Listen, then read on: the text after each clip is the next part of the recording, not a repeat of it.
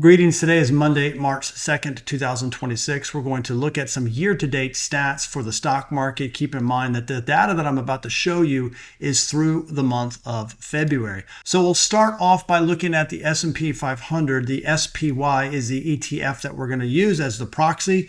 And you can see that the S&P 500 is pretty flat through the month of February. Now, remember what we've been discussing ad nauseum over the last, good Lord, I don't even know how many months, but the S&P 500 is cap weighted. So those largest companies at the top of that ranking have an oversized influence on how this index performs. And remember what we've been saying, you cannot have a robust bull market if only a handful of stocks have been participating. So if we look at the equal weight version of the S&P 500 using RSP, we can see there's a bit of a divergence here. Now we are finally starting to see the equal weight version of the S&P outperform the cap weighted version. That is very good to see. If we look at small caps, same thing. We're starting to see the small cap stocks start to perform and get moving. That is a good sign. The NASDAQ, however, the tech-heavy NASDAQ sector is definitely struggling. That's negative 2.5. And then you've got the Magnificent Seven, or at least the MAGS ETF is negative about 6% for the year. That right there, that picture right there tells us a lot. We're starting to see some rotation away from those big, heavy stocks, those Magnificent Seven stocks, etc., into the smaller cap and lesser known names within the broader U.S. stock market. That is a very good sign, and it's something that we need to see if we're going to be in a robust bull market. However, we can't ignore that actually international stocks are starting to outperform the United States. Whether or not this is a long-term trend change or if this is just a short-term indication of strength of the international market over the United States, I don't know, but that's what's happening right now.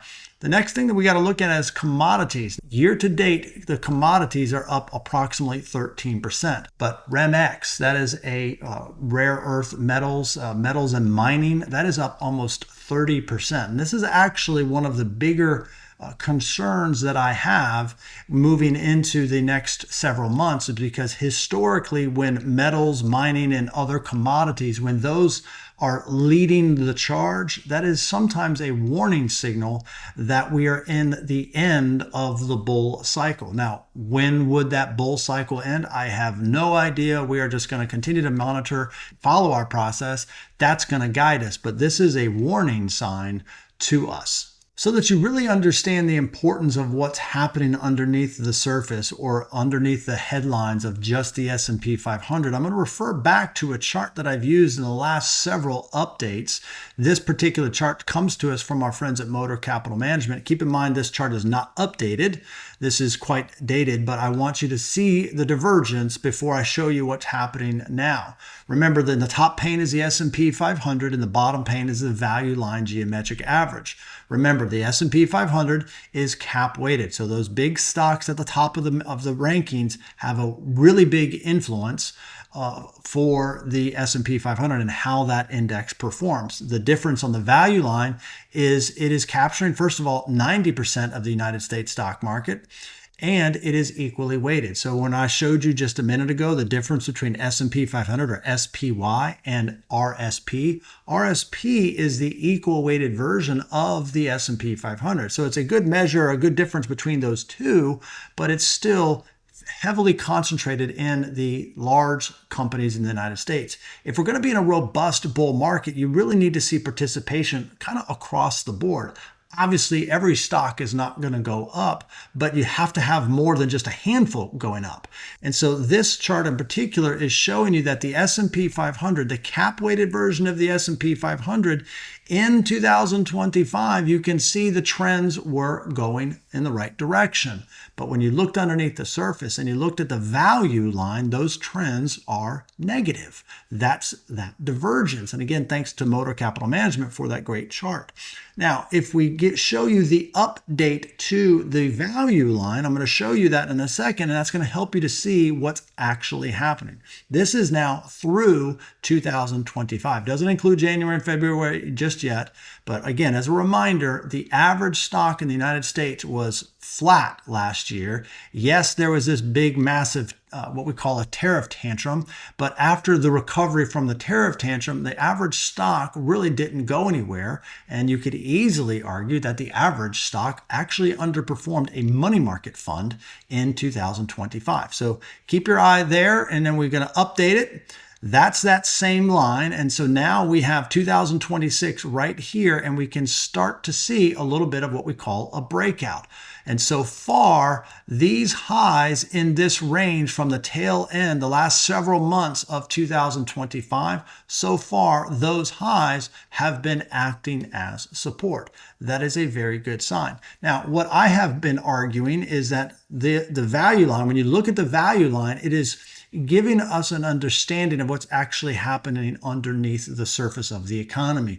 Remember, the stock market is a future discounting mechanism. It's people that are buying stocks. They're not buying the stock because they think of what's happening right now. They're anticipating something into the future. I want to buy this now because it's going to go up in value.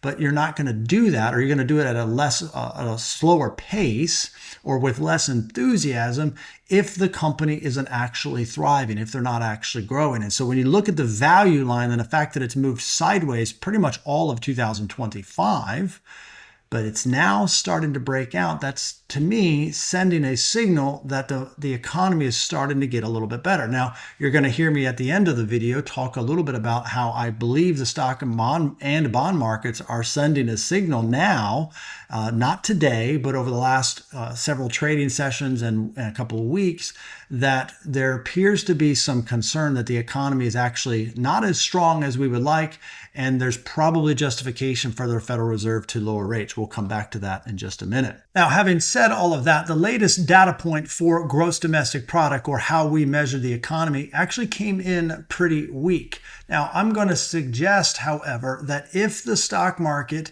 as measured by things like RSP or the small cap sector or even the value line geometric average, if those indexes keep moving higher, I'm going to suggest that that means that the overall community, the overall environment does not suggest a recession. However, one of the tools that I look at is data and forecast from the Conference Board along with several others.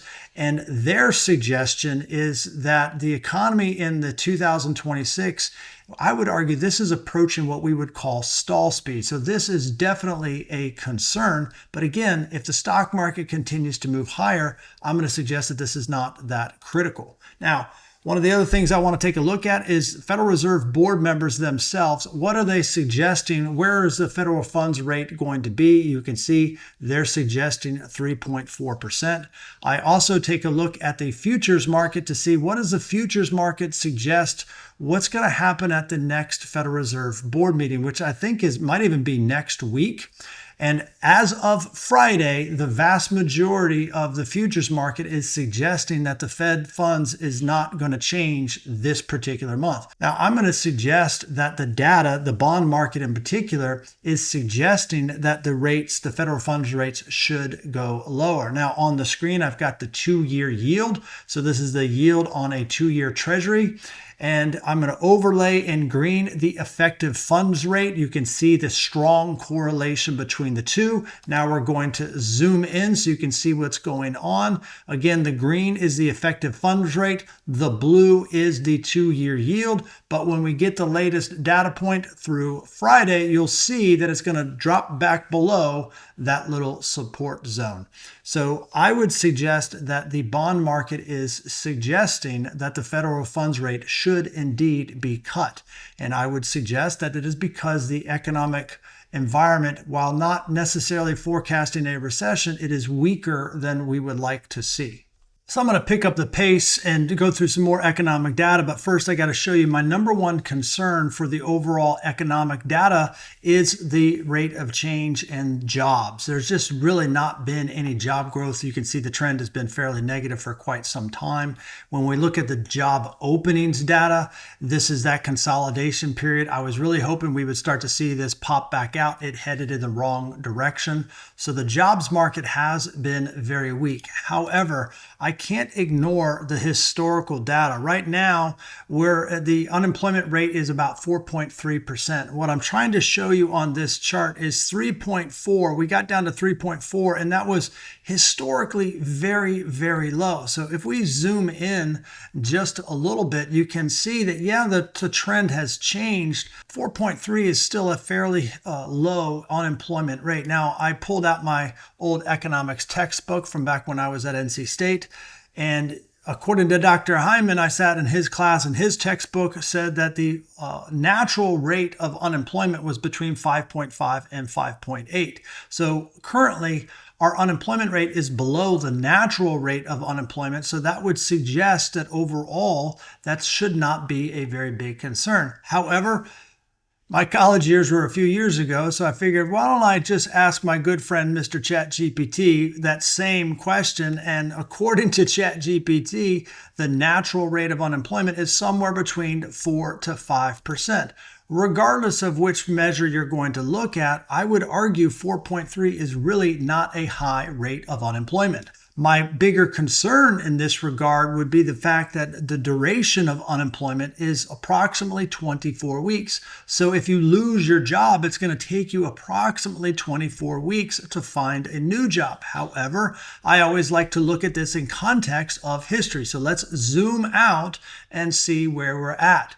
Well, that's a little high, certainly not as high as it used to be after the global financial recession. So this is definitely a concern, but overall, my number one concern for 2026 is really the jobs environment. It is not inflation.